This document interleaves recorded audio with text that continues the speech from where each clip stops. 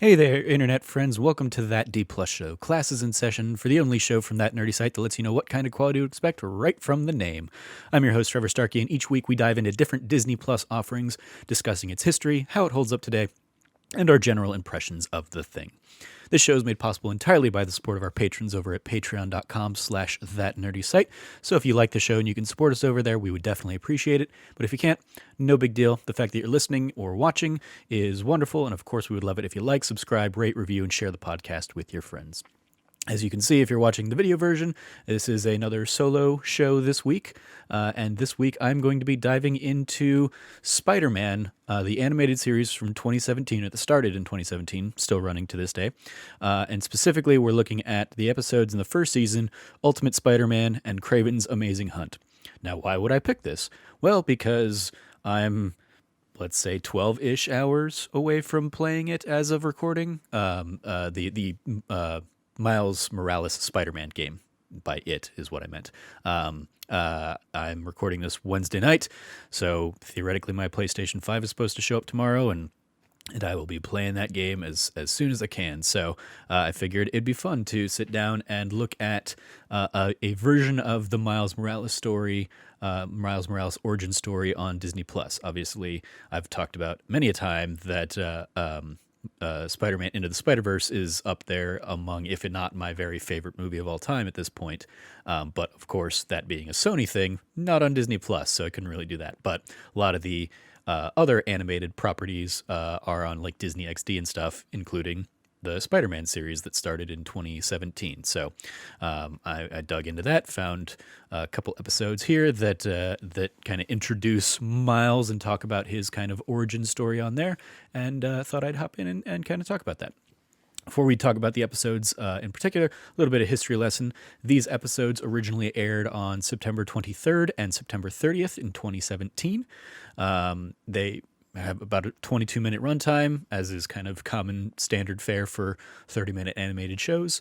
This in the Marvel animated timeline of things, this series follows Ultimate Spider-Man, and as I said, is currently still in production. The roll call of these episodes, the who's who. For the director, you got a few names here.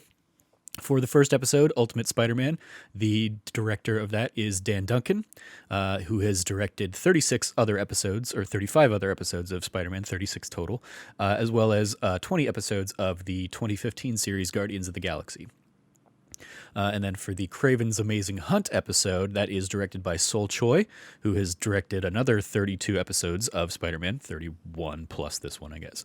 As well as they directed the Marvel Rising Heart of Iron and Marvel Rising Playing with Fire TV shorts. And then as kind of the creative directors / supervising creative directors for the series as a whole, you have Philip Pignotti as the creative director, who prior to this had also worked on Ultimate Spider-Man and Avengers Assemble, and Eric Radomski as the supervising creative director, who directed Batman Mask of the Phantasm back in the 90s, which I only just watched a few weeks ago myself for the first time. And then he also went on to direct Todd McFarlane's Spawn. And then he also worked on the Avengers Assemble and Guardians of the Galaxy series as well. And now he's working on Spider-Man. The writers for these episodes, for Ultimate Spider-Man and Kraven's Amazing Hunt, he worked on both of them. You have Kevin Shinnick, who prior to this was a writer for about a decade on Robot Chicken, which I love, and then has written 12 episodes of Spider-Man, including this one. And then Chris Cox wrote on Kraven's Amazing Hunt, and this was his writing debut. He has since written one later episode of Spider-Man as well. So shout out to him for kind of getting his beak wet with some Spider-Man. In terms of the starring, who's who of the series, this is interesting because these episodes occur about 10 episodes into the first season.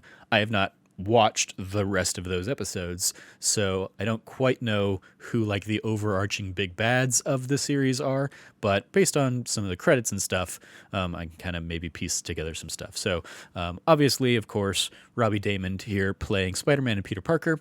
Other notable roles that he has had He played Prompto in Final Fantasy 15.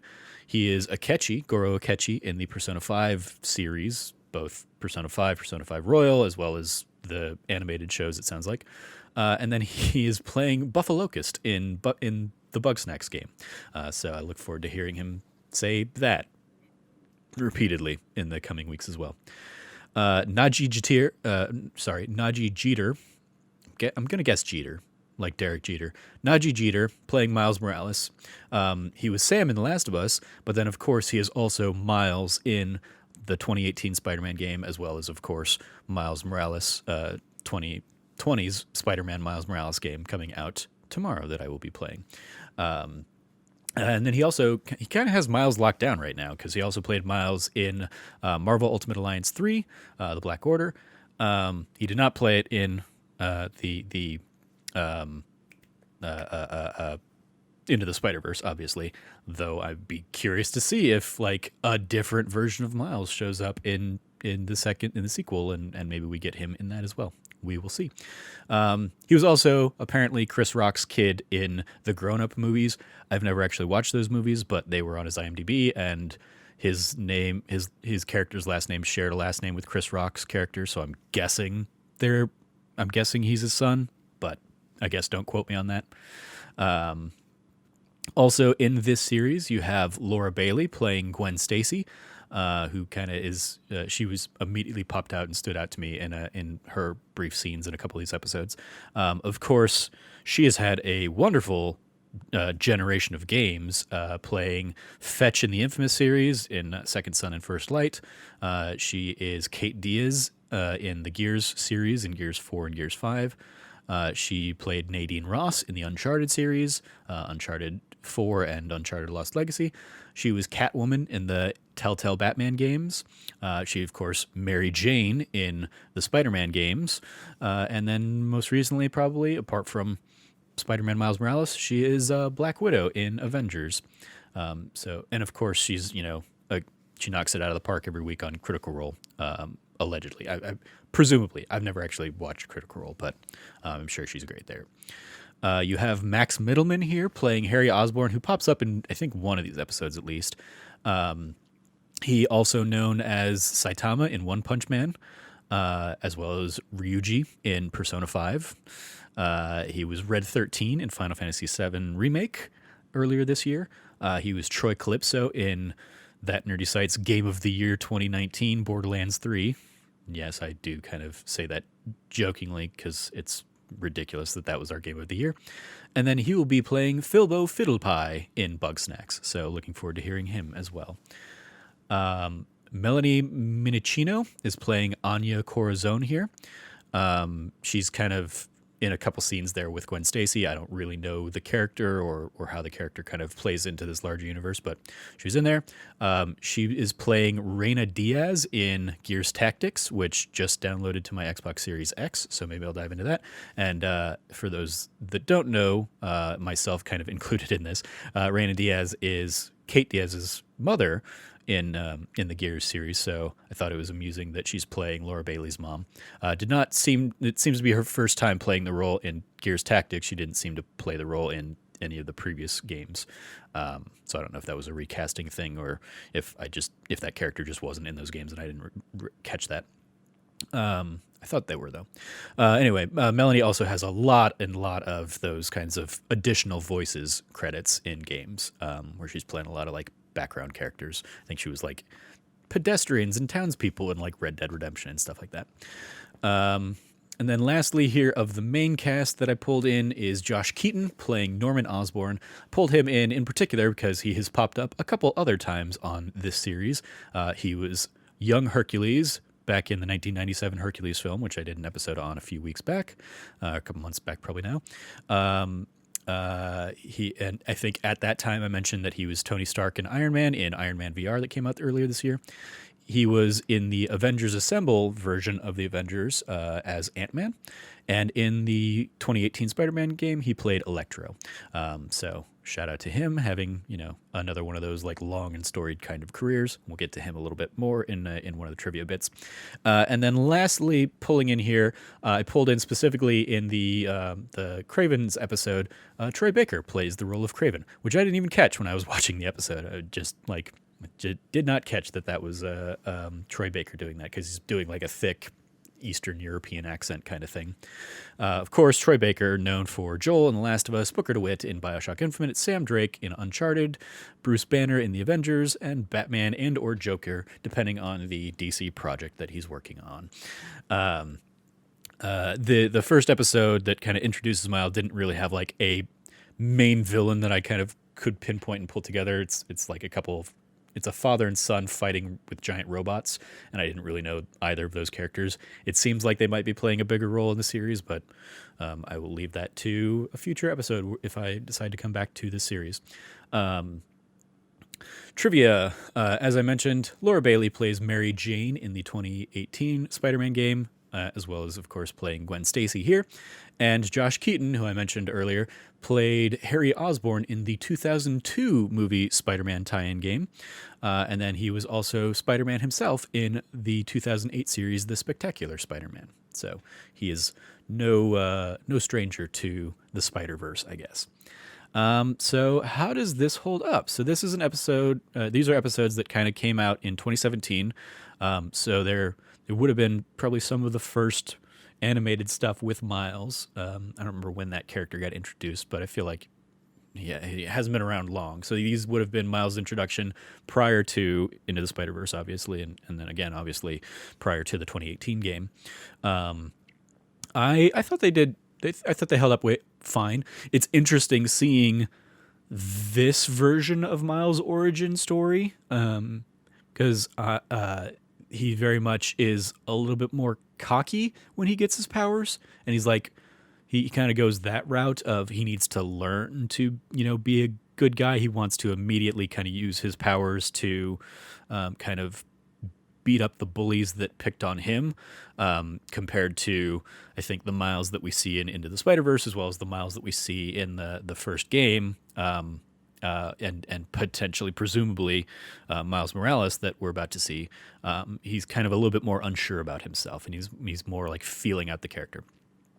And you get, I think, more of that Miles in the second episode, but the first episode he definitely comes on. He comes on very strong. He comes on very cocky and like thinks he's invincible a little bit.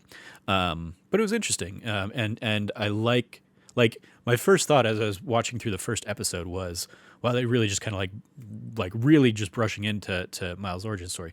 Obviously, Miles was a character in this series before these episodes, so he's set up and kind of introduced as, Peter's buddy in school or something like that. And he doesn't know at the beginning, Peter's Spider-Man. He doesn't know Peter's secret. That gets introduced in the second episode here. And yeah, I thought that was an interesting approach, given, obviously Into the Spider-Verse and in, I believe, kind of his origin story. He's Spider-Man in a different universe from, our Peter Parker kind of thing. So the idea that there's going to be two Spider-Men in this series that aren't in split universes seems to be mirroring what we're getting, obviously, in the games. But yeah. Diverges from maybe the origin as well as what we saw in Into the Spider-Verse. But I think it's interesting, and I think he in the like descriptions for these episodes, I think he's like he's credited or mentioned as like Kid Arachnid. I don't think they've mentioned that as his name yet in the series. They just, as they do in a lot of these, just continue to kind of refer to him as Miles, which, not great for secret identities when you're shouting out like Miles's name in the middle of a fight or something, but whatever. Yeah, so the first episode, he kind of comes on a little bit cocky. And kind of Spider-Man is trying to like talk him down. He immediately has no problem sharing his own identity with Spider-Man, even with Gwen and Anya. He kind of like introduces that he's this new Spider-Man. He also like immediately has a new suit ready to go, which I thought was funny. And they do an interesting job kind of doling out his new powers in these two episodes, whereas the first episode ends with kind of this, as I said, this big fight between like a father and son and the robots that they're controlling for some seemingly larger story plot line over the series. But they're fighting, trying to get a hold of this new Spider-Man, and in the middle of that fight is when Miles experiences and discovers his like venom shock power, his electricity based like EMP pulse, basically, that he uses against these giant robots in this episode. And then in the second episode, Kraven's Amazing Hunt, he, in fear of Kraven hunting him down, discovers his camouflage ability and his ability to kind of turn invisible. And they do a kind of interesting job introducing those powers over the course of basically 2 episodes of the show.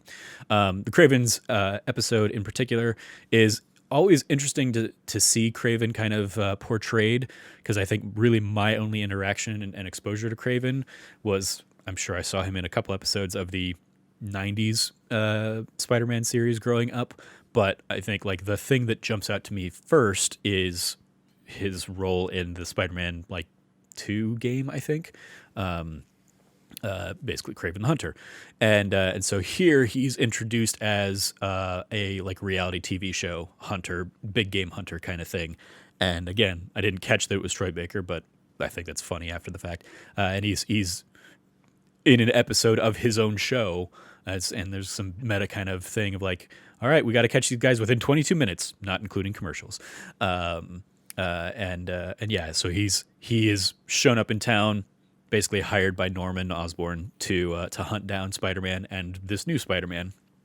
And he's, you know, a savvy hunter, so he's chasing down his prey here. Miles is a big fan of his show, so he kind of knows like what to expect from Kraven a little bit more than Peter does.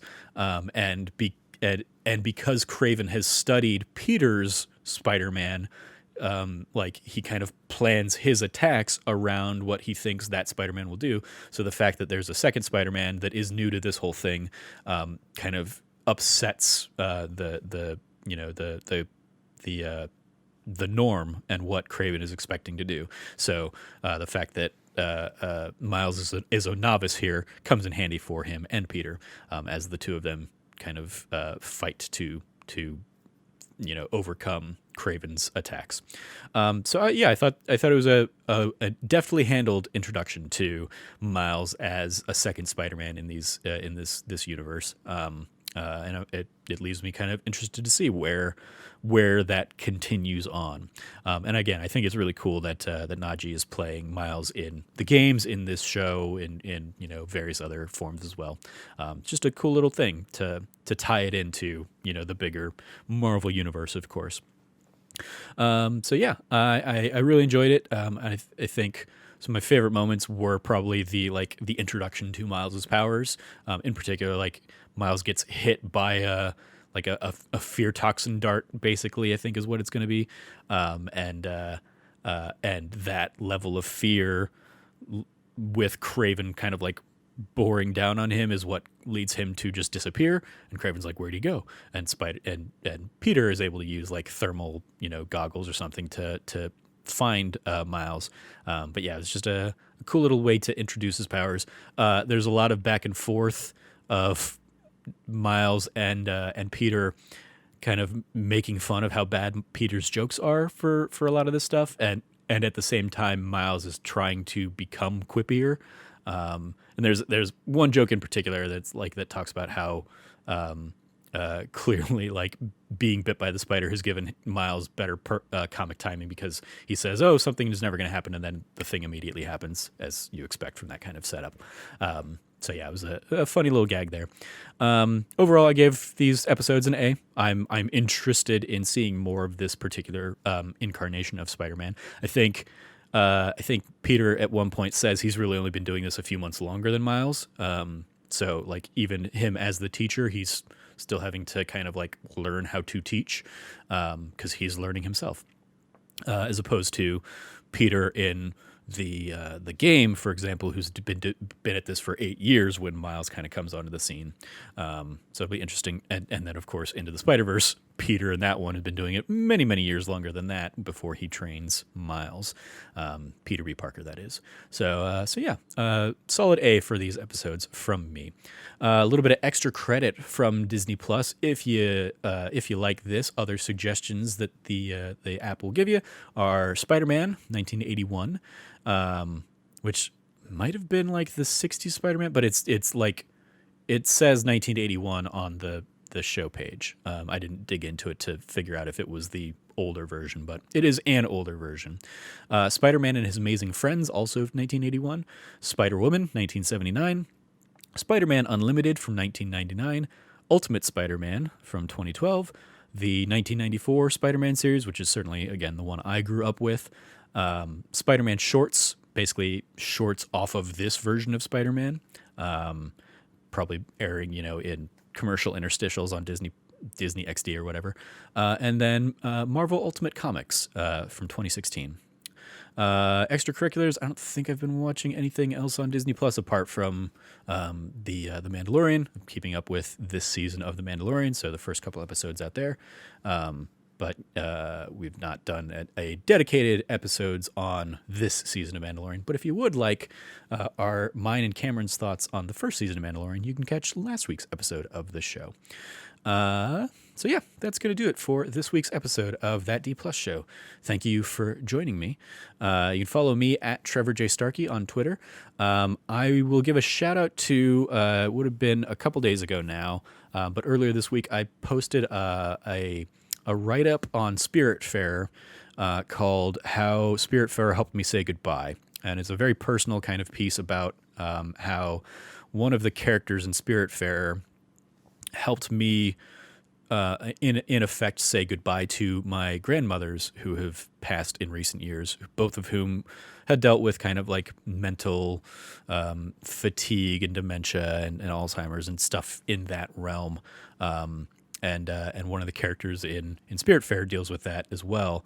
And I got to, in saying goodbye to that character in the game, I felt like I was getting to say goodbye to my grandmother on my father's side, who passed away a few years ago, as well as my grandmother on my mother's side, who was a much more like regular presence in my life, who passed away back in February of this year. So getting to say goodbye to that character in a moment of lucidity was a moment that I didn't get with either of those grandparents. So it was very, touching and heartwarming. So check out that piece for me. You can find it written on the site, as well as I recorded kind of an audio version of that article that you can find within the article itself. But yeah, you can find that out from, I believe that went up, I want to say Tuesday. It went up Tuesday because this is Wednesday. It went up yesterday as I'm recording this.